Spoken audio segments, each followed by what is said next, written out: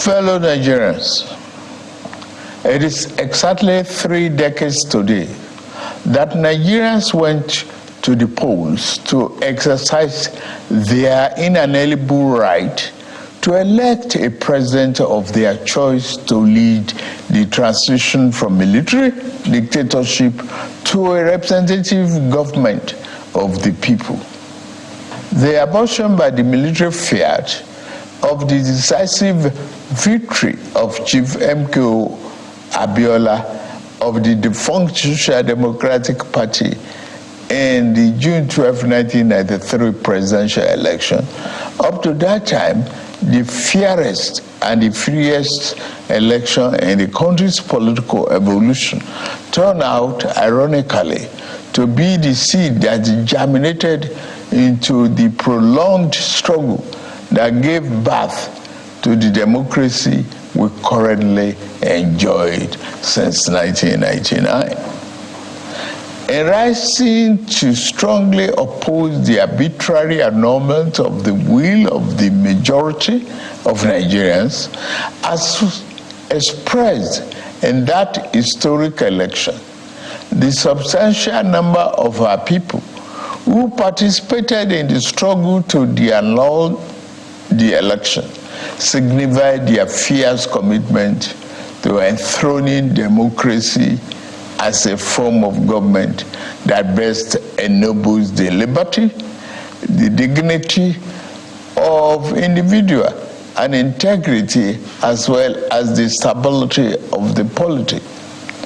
The fierce opposition to the annulment of June 12, 1993 presidential election and unrelenting pro-democracy onslaught it unleashed was the equivalent of the battle against colonial rule by our founding fathers that resulted in the gaining of Nigerian independence in 1960. Just like the anti-colonial movement, the pro-democracy June 12 vanguard demonstrated once again the enduring validity of the 19th century historian Arnold Toynbee's eternal postulation that civilization and society experience progress as they are forced to respond to challenges posed by the environment. The unjust annulment of a widely acknowledged free and fair election was a challenge that elicited resistance by a resurgent civil society, leading ultimately to the attainment of our second independence, as exemplified by the return of democratic governance in 1999. Fellow compatriots, we celebrate a day that has remained a watershed in our nation's history, not just today, but for every June 12, for the endless future that our beloved country shall exist and work stronger and stronger.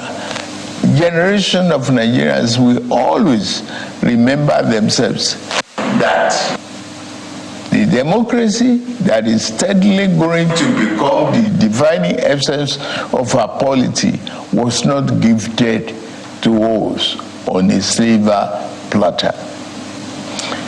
We can easily recall the sacrifice and the martyrdom of Chief MKO Abiola, the custodian of the sacred mandate that was so cruelly annulled.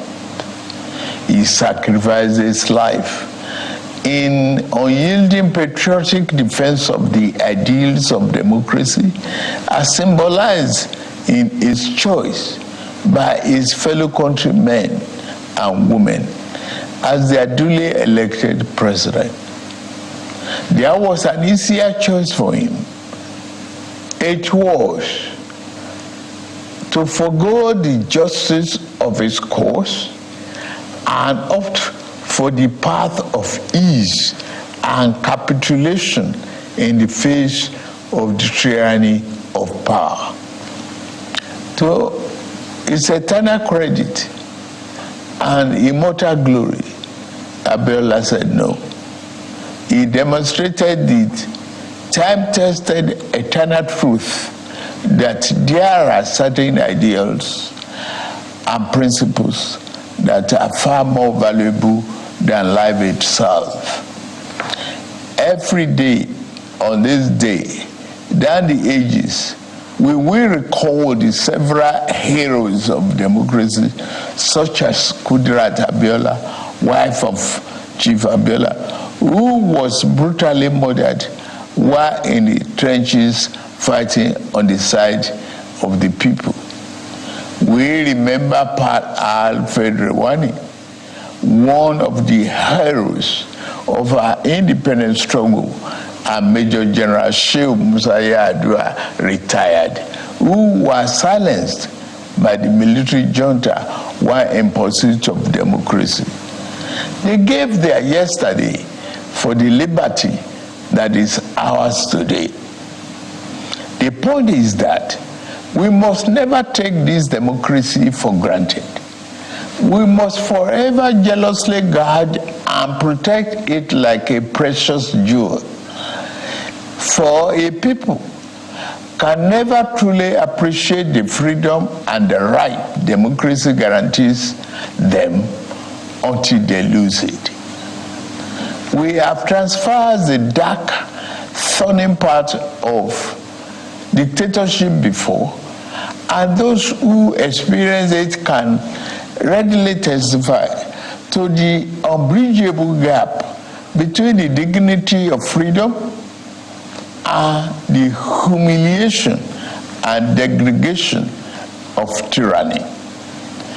True, yes, rancorous debates, interminable wrangling, ceaseless quarrels, bitter electoral contestations may be perceived by some as the unattractive feature of democracy, but they also testify to its merits and value.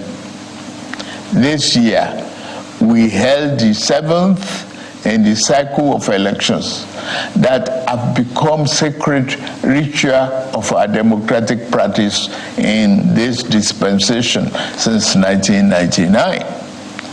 That the polls were intensely contested is in itself positive evidence that democracy is well and alive in our land. It is only natural that even as those who won and experienced victory in various elections are elated and fulfilled, those who lost are disenchanted and disappointed. But the beauty of democracy is that those who win today can lose tomorrow, and those who lose today will have an opportunity to compete and win in the next rounds of elections. Those who cannot endure and accept the pains of defeat in elections do not deserve the joy of victory when it is their turn to triumph. Above all, those who disagree with the outcome of the elections are taking full advantage of the constitutional provisions to seek redress in court. That is one of the reasons why democracy is the best form of government invented by man. For Chief MKO Abiola, the symbol of this day, in whose memory June 12 became a national holiday, democracy is eternal. It is about rule of law and vibrant judiciary that can be trusted to deliver justice and strengthen institutions. It has become imperative to state here that the unnecessary illegal orders issued to truncate or abridge democracy will no longer be tolerated. The recent harmonization of the retirement age of the judicial officers is meant to strengthen the rule of law, which is a critical pillar of democracy. The reform has just started.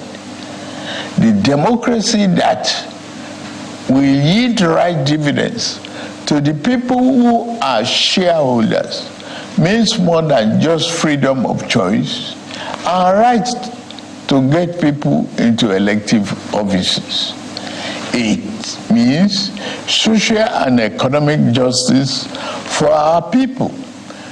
To the winner of June 12 democracy offers the best chance to fight and eliminate poverty.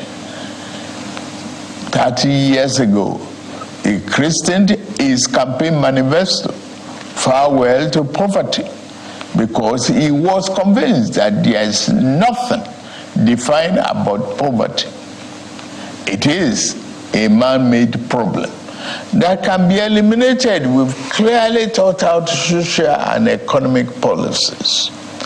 It is for this reason that in my inauguration address on May 29, I gave effect to the decision taken by my predecessor in office to remove the fuel subsidy, the albatross, and free up the collective use of much needed resources, which had hitherto been pocketed by a few rich.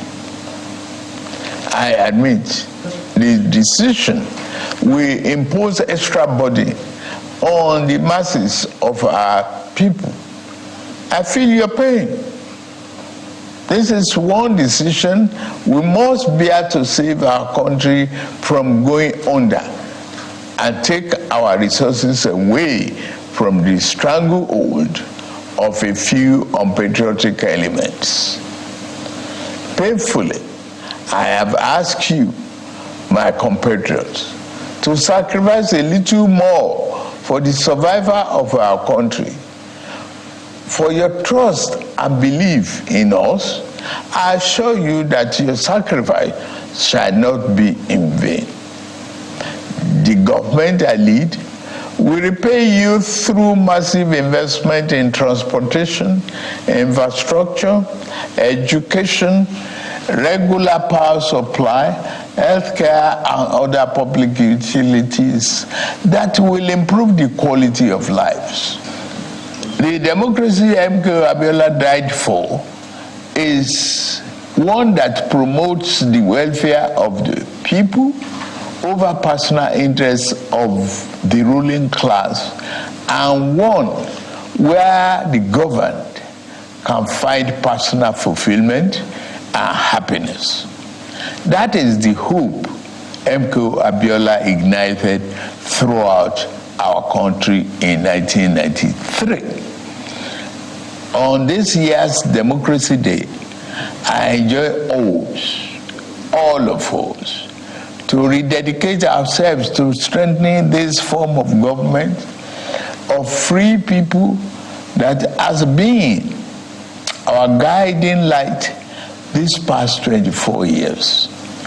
In particular, those of us who have been privileged to elect into public office at various levels in both the executive and legislative arms of government must recommit ourselves to offering selfless service to the people and delivering concrete democracy dividend in accordance with our electoral promises. On my part and that of my administration, I pledge anew our commitment to diligently fulfilling every component of our electoral pact with the people, the Renew Hope agenda. We shall be faithful to truth, faithful to equity, and faithful to justice. We shall exercise our authority and mandate to govern with fairness, respect for the rule of law, and commitment to always upholding the dignity of all our people. On this note, I wish us a happy Democracy Day celebration and pray that the light of liberty shall never be extinguished in our land. Thank you all, and may God continue to bless the Federal Republic of Nigeria.